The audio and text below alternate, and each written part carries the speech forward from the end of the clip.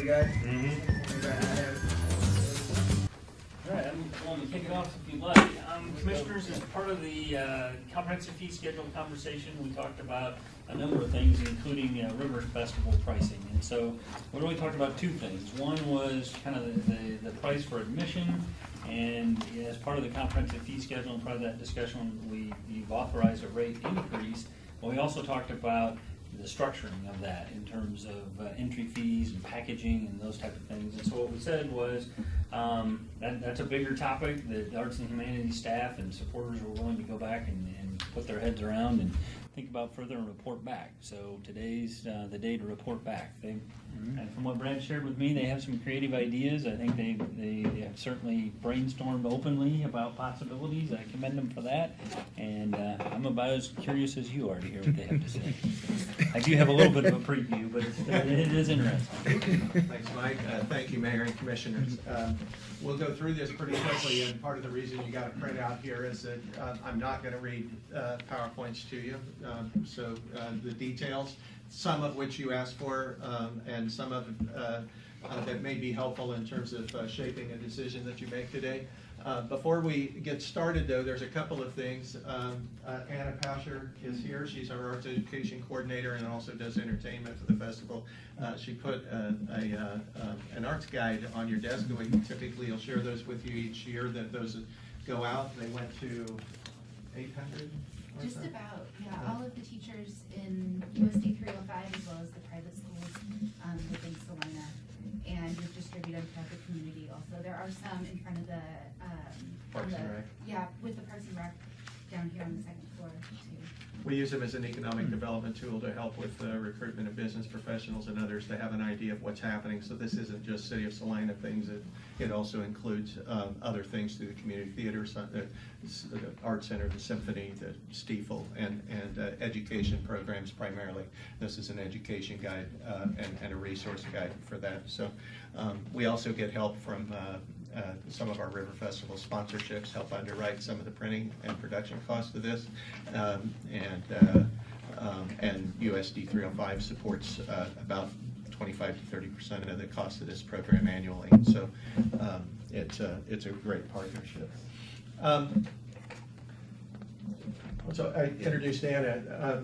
Amanda Morris is our office administrator. Grace Peterson is our visual arts coordinator. We have more support staff here at the back.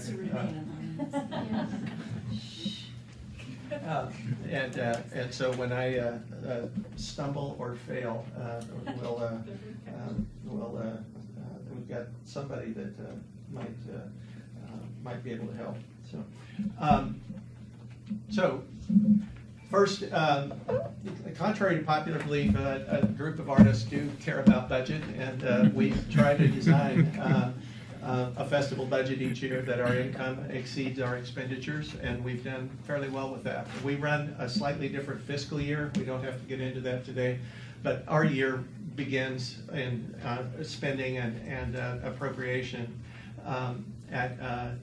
in October 1st, and so we're trying to work with Debbie and Mike and internally of kind of how do we make sense of that, but budgetarily, what the numbers that you see here are in October 1 to September 30th, and it is the current year, not the forecast year, but it's going to hold basically the same, approximately $500,000, and as you can see, the top line, almost 40%, and some years it is over 40% of our revenue comes from button sales. It's an important part of making the festival a success.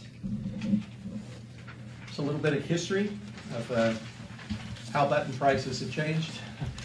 Martha Ray, when I called her and said, what was the first year price? It's the only year I couldn't find a price. She said it was $1.50, and she said, quarters are heavy.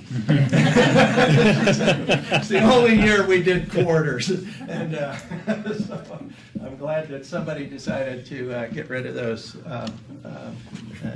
before I got there, because they'd even be heavier now. In 2016, we did a survey from the Big Ideas. Most of you here will remember or know that that's our community cultural plan. we ask some of the same questions, and you're not going to see the total survey results, but I thought it'd be helpful again to have some context. In 2016, we asked some of the same questions that were on the 2008 survey to see if the needle had moved or where we were on some things. And the River Festival continues to be really important to the community. There's only less than 3% who don't hang with us as much as maybe some others do. And the one that was the most telling, and this was not in the 2007 or 8 survey, but that we wanted to know was sharing. I regularly share my button, so almost 10% say every year we do that. We think it's probably higher, but then the next line, almost 40% at least every 2 to 3 years. And so putting those together, that can represent annually anywhere from a $40,000 to $80,000 revenue loss, depending on where that number would fall, especially when you count the folks who sell their buttons also. There's Based on Salina buy, sell, and trade alone, I question the 2%. Yeah. Exactly. Thursday night gets pretty active Yeah, on buy, right. sell, trade. There's a lot of folks who come in and offer the advanced price after we don't have the advanced price anymore as soon as their night is over. So, also, we asked another question, and this will probably be the most helpful to you to at least know what some of our motivation was of exploring going ahead and using this time to consider a price increase. 48% of the public said they'd pay at least $5 more. Almost half of our festival goers, and I don't want to be flippant about the 52% who said they wouldn't be willing to pay more, but if 3/4 or more of our citizens, our 80%, 85% say that they greatly value the River Festival, I think that there's probably a higher number than 50%. Would you like to pay more? Well, no, typically we don't, but at least we had a fairly strong contingent. This was higher in those top 4 categories there. That was higher across the board than what I thought we might get for that kind of a question. So it gave me some encouragement of saying, okay, we're not going to frighten people to death. Another thing in terms of a national context, percent of festivals that charge admission. We're in the bottom third or so, much like some of our other taxation and fees and other things nationally, of the festivals that charge admission. Granted, there are many festivals that don't charge anything, but they're not as good as we are either. So if at the current price that you approved earlier this month, that puts us right in this range with what kind of the national breakdown of what people pay for festivals. The other interesting thing in terms of a bang for the buck, is this money well spent? Are we being responsible with this? In terms of revenue generation, now I'm counting sales of food, sales of art, sales of buttons, and just sales of food and art would put us in this category, would put us in the top 8% nationally in terms of revenue generated for like events. If we include button sales and the revenues generated from the fees that Grace charges for artists to display, those kinds of things, that puts us well over $1 million, and we're up in that top 4%. So, comparing us to some others, this is a text-heavy one, but you see prices range from, interestingly, if you're a family of 4 in Wichita, and your 2 kids are under the age of 12, you're going to spend as much as a family of 4 to come to our festival as you are to the Wichita festival. We don't charge for these kids. And so cost-wise, with one of our largest, closest competitors, if we would call it that, that puts us right in line with that. But then you can see some of these others. And I didn't just pick high things, I picked things that were close by and that had music and or art or multiple events that had a fee. So I didn't just go for the most expensive things I could find. There's half a dozen festivals in 120-mile radius that are free. But they don't have all of the same amenities, the same quality of entertainment, some of the same things that, or that they may not be as responsible in terms of the revenue generation to be able to produce the event that we do. So this just gives you some choices. Here's our proposal. And I think it was maybe Mayor Davis and Commissioner Hodges that asked about some affordable options for folks. We looked at both affordability and admission. And so what we've come up with as a solution is to, beginning in 2020, we're going to eliminate admission buttons and switch to wristbands. We'll have a 3.5-day wristband that gets you into all of the events for the advanced prices that you've approved.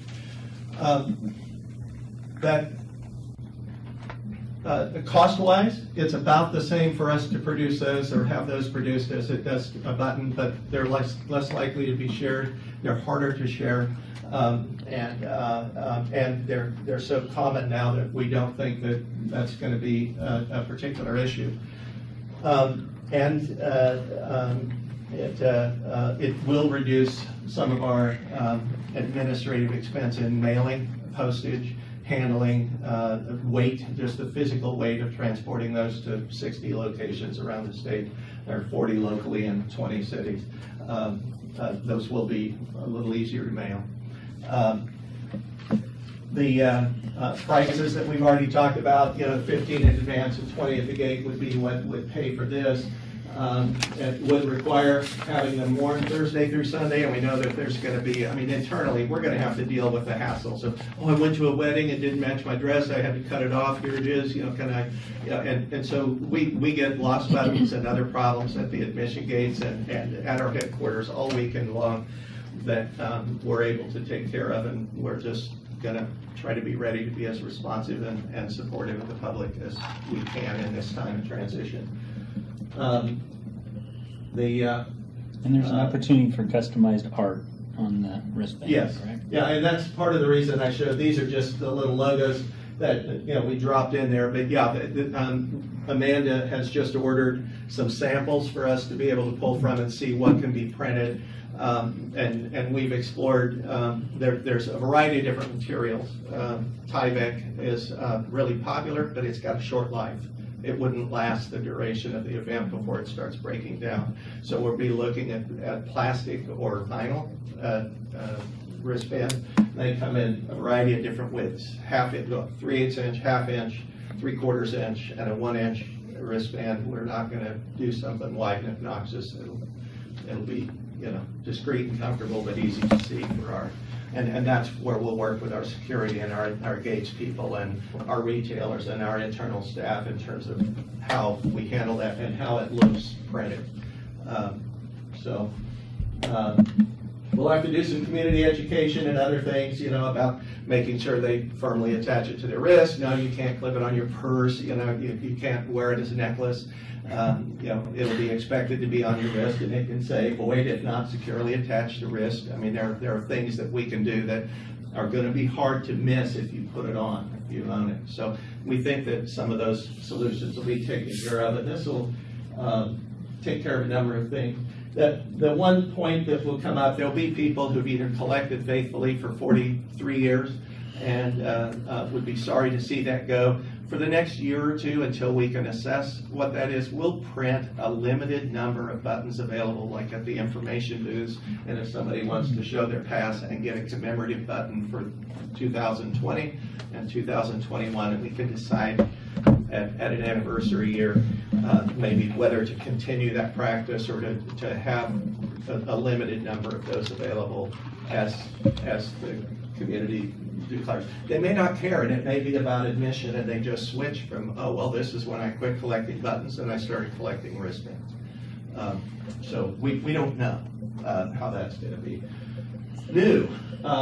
And this is really the affordability proposal that Commissioner Hodges, I know you had asked about and that we really wrestled with.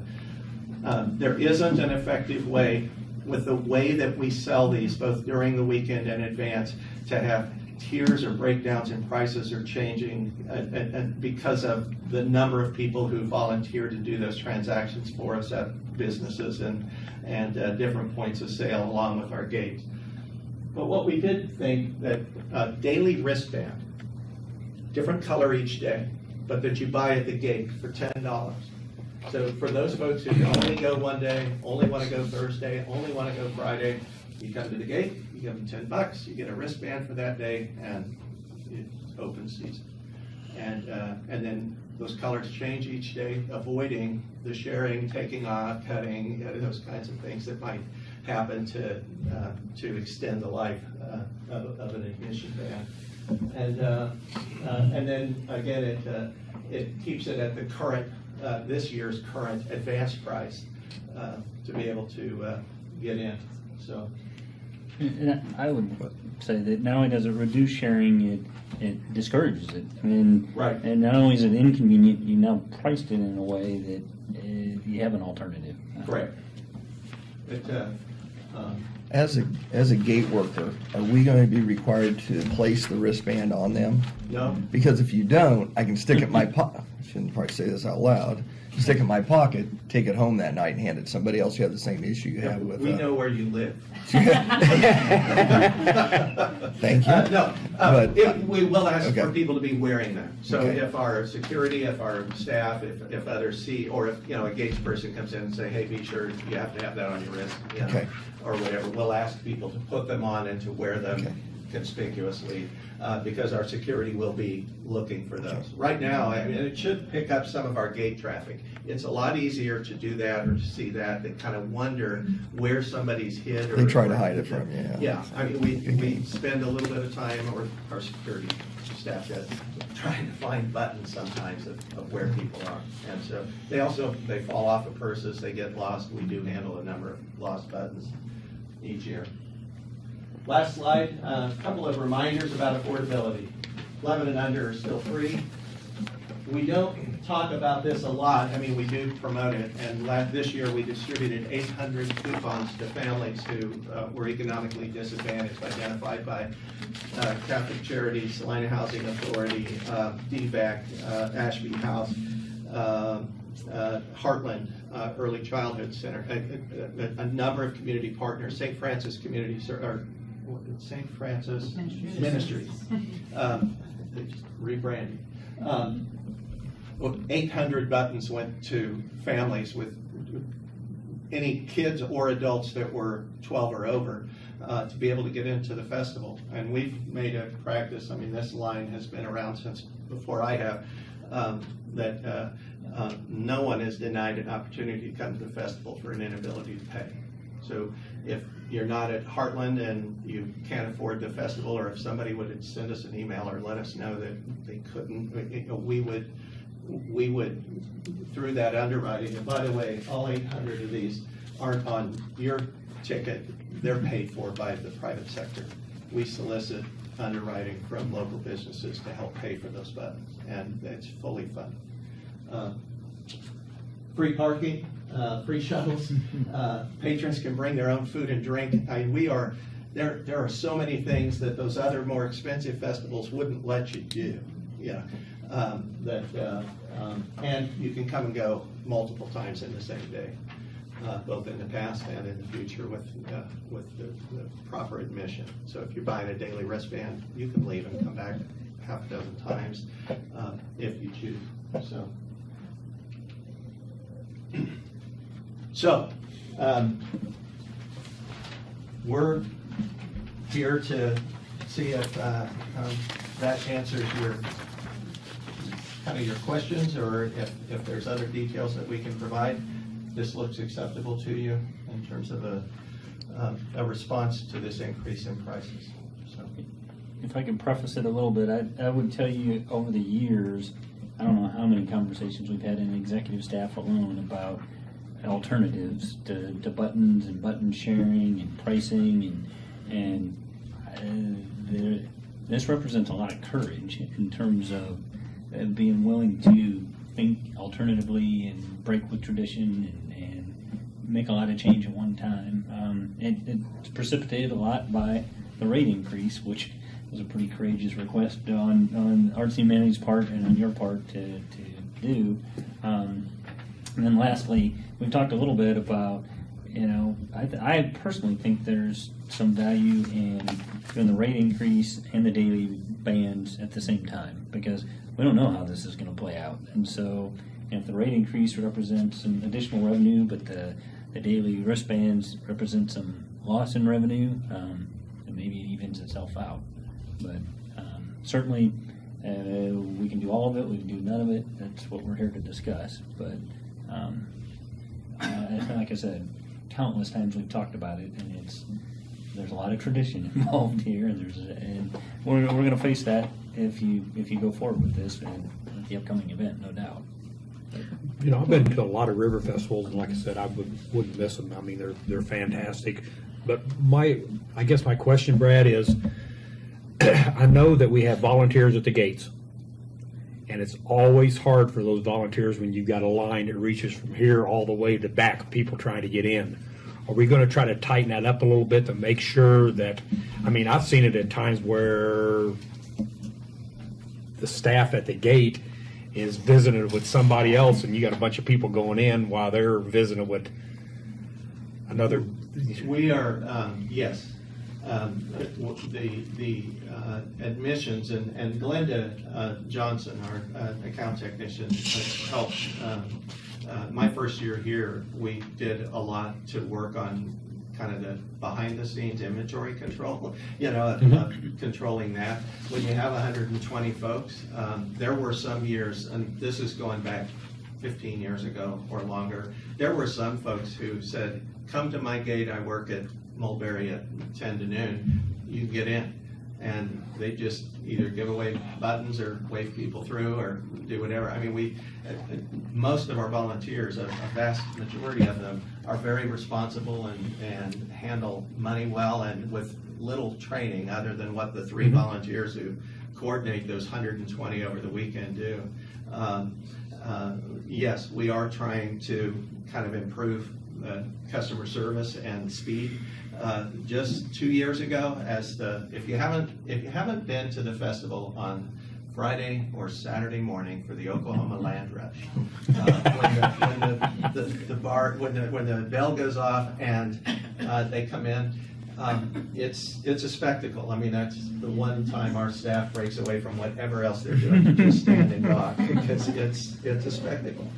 And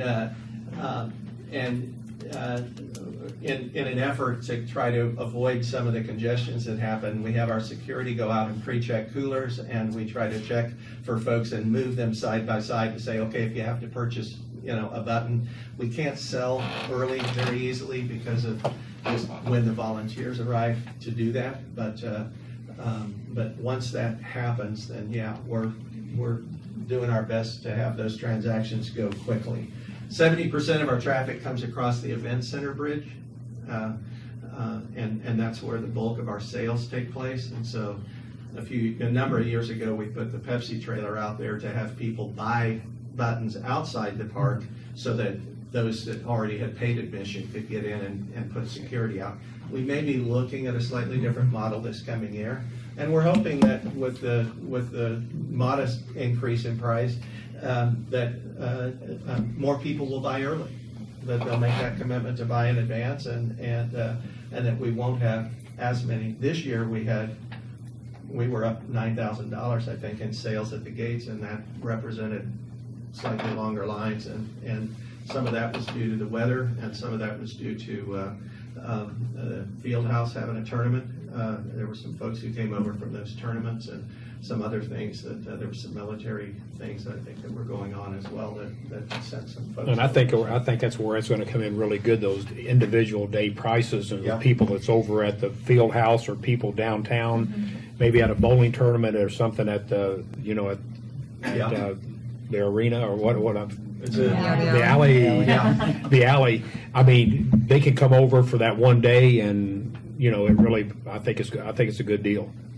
It's an easy transaction. We're going to be handling 10s and 20s at the gates, which should speed up some of the transactions as well, depending on if they're single or multiple purchases. But we're hoping that alleviates a little bit of that. So. I could Well, be wrong, and, but I think your prior point is a good one in that if it's on your wrist and I'm trying to observe whether you have, a wristband, it's a lot easier to catch that and have people file by it more quickly than trying to scan an entire body and find it on a hat or a shoe or a waistband or a purse. And I think you get some more consistency that way. Well, it's pretty common in a lot Yeah, of and I just before. market to show nationally. So, yes, sir. I like the report. I feel better about the price increase. Just curious, is there any science to the cutoff age below which kids get in free? Ours is what? 11 and under. I mean, as opposed, let's saying middle school, which would be 14 8, and under, 13 and under, 13. or something. Yeah. I don't know how many kids that affects, but generally when kids come in, their parents come in and they spend money. But Well, we're trying not to have anything to do with middle school children. So are we. Because they're not human. I had 3 of those, so I can say that. All I know is that that's been the cutoff for the history of the festival since we started charging admission in '77. So no, I'm not sure about that. As you could see from the examples I gave, some were 13 and under, one was 12 and under, one was 6 to 12. There was a price, we do think that, between the Festival Families First program actually spending off of that, in terms of affordability or larger families and that kind of thing, we did talk about how do we get the people that are in that gap.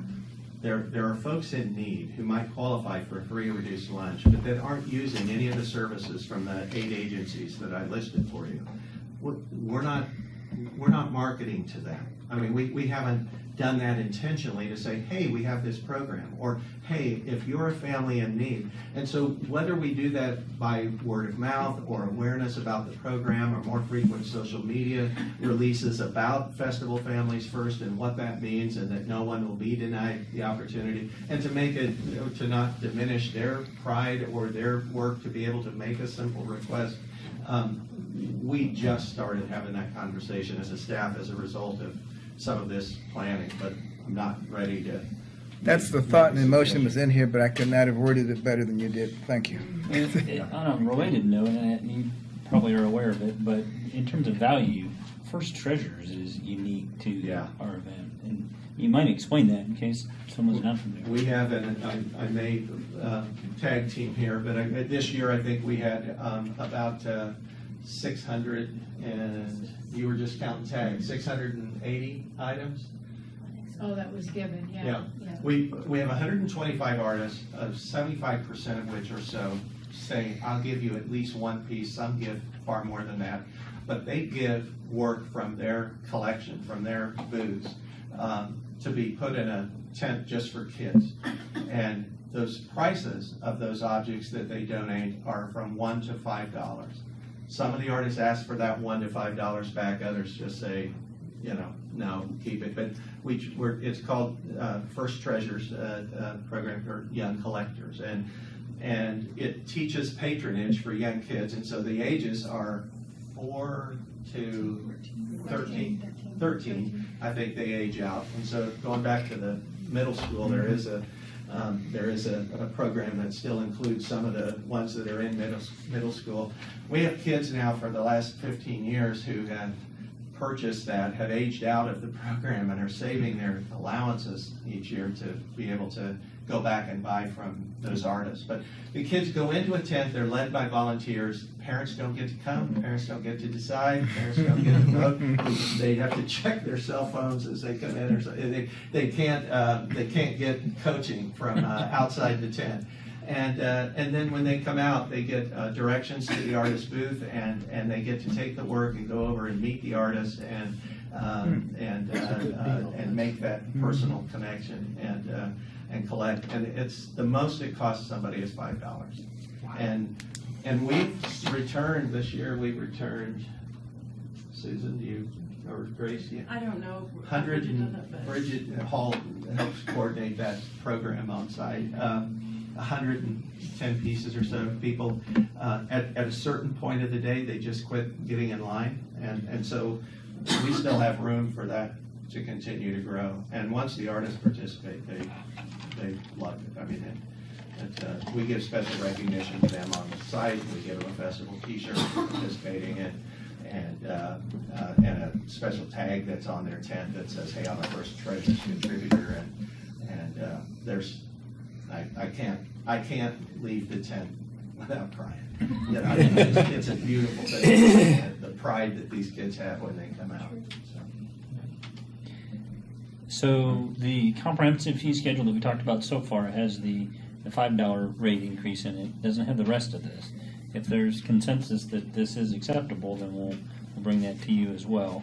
And and actually, the comprehensive fee schedule, Mike, we didn't talk about this ahead of time. It does include a $10 button on Sunday, or a $10 admission on Sunday. Right. What we're asking you to consider is to extend a single day from, not just Sunday, but to include Thursday, single day admission, Saturday. And so it is a fee that has already been part of the system for the last day. We're just bumping it up. I like the proposal. I think it's good. Yep. I do too. It's easy to be courageous in August. We'll see what it feels like in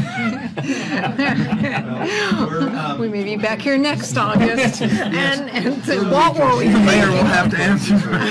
It's a lot easier to be proactive on this than reactive, but in anticipation of that, we'll be going back and fine tuning a press release, but just so that you know, with your approval, then Kay will have a press release ready to go out. We're not going to wait for people to speculate on what it is you've decided or that we've suggested, and we're going to own this and move it forward before the end of the week, if that's acceptable. And like I said, buy early.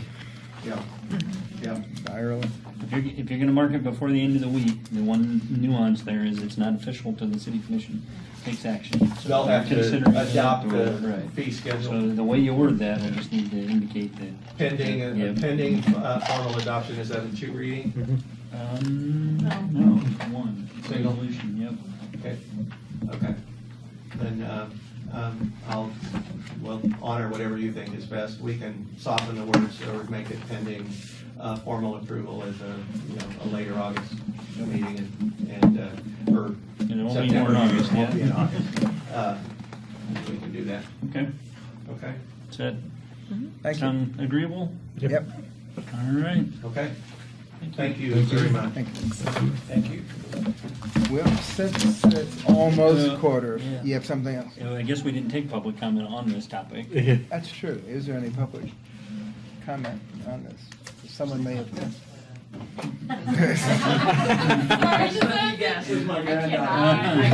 It's still a fantastic photo, though. It's I would have one comment, Brad, when you talk about the caliber of the show, from a volunteer standpoint, and working with the artists over in the crafts area, it makes such a tremendous difference. There are artists that come that are completely blown away by the reception that they receive, the level of service that they receive, the way we take care of our artists is complete. I hear horror stories, and I try very hard not to smile. Horror stories about other shows where they're just kind of like, hey, here you go. There's some water around here somewhere. See you at the end of the weekend. I mean, and so what people are paying for is a very different experience, and they're seeing a very different level of artwork and a very different level of professionalism. Not to mention the music. I mean, you can't. As Brad said, you can't go to a single concert for whatever it is that is your thing at the festival. And I've always said everybody has a thing. Some of us have many. But everybody has a, you can't do any of one of those things for that kind of money anywhere else. Well, when I speak around the state and country with other arts administrators or community groups, I can't. I mean, we're only one of 2 fully funded departments of arts and culture in the state of Kansas, and this, this city, this commission, and previous commissions allowing us to have the professional staff that we do and to be able to spend the time and that attention to detail and to be able to coordinate the support with our volunteers and our committees is unheard of. I mean, I'll go to shows and they'll say, or to meetings and they'll say, oh, we have a great festival and we have 200 volunteers. And then I don't even talk at those because I don't want to say, well, put a 0 on the end of that and that's what we've got. You know, the community that comes together for this and the ownership that they feel is tremendous. And, you know, Sylvia on top of all of her other duties, you know, working over at Four Rivers, you know, or in the craft area each year, is part of that quality of service, and that makes a huge difference. And so, Could not pry us out of there. That's We should spread that around. we're honored to have the opportunity to be able to do this. It's a good gig. My granddaughter, who lives in Milwaukee, said, well, this is better than Oktoberfest. You know, probably because she's only 9. Well, she doesn't drink beer yet, right? But that may change in about 10 years. Well, she can bring her own when she's a baby. Right. That's true. That is true. Well, thanks for your support. Thank you, Brad. Yeah, do we have any open discussion from anyone about anything? Well, I've traveled with Brad. I know it's not my business, but I've traveled with Brad and sometimes, and I've just been an outsider. What he doesn't really speak about is how other people talk about Salina. It's really surprising how much they admire this town. And I mean, I really didn't have that idea that much until I was around with him a few times of how much we're admired for what we have here culturally. And I think they're really envious. And so, it's really good to hear that because sometimes I think, myself included, just take it for granted that it's always going to be around. So we are viewed as special in Kansas. And so I can say that just by trailing him other places that I've been really surprised what people say about Salina. It's been really interesting. So. Be sure and invite them to come and live here. Yep. There was a nice letter in the journal of somebody that had the experience of taking care of their mother and selling a house here, and they were so happy with everything the community offered them, and they were going to move here and live in Mom's house. You know, I think I met her at Discover Salina naturally because she told that story. Just keep them jealous, keep them coming. I want to trail up you. I do think a lot of people don't realize when we bring jurors from outside of this community, that might be Kansas City or Wichita or even farther away, every time we conduct a jury, and I always give them the whole spiel, not just about festival, but all of the support for the arts here, and they are completely blown away by it. And if they haven't been to the festival, they sign on going, oh, this will be a cute little festival, and they come and they're like, oh my gosh, you guys have so much going on. The director of arts and culture from Lawrence, I had him as a juror one year, and he's like, this is literally the most creative space I've ever been inside. And he was the director for public art in Kansas City. I mean, he was astounded at the freedom, and just every single square inch has something going on, and he was really blown away by that. And everybody that we bring here is, and a lot of our art installation artists are too. So it's pretty special. Would you agree? Well, I guess we have a 10-minute break. See you at 4 o'clock.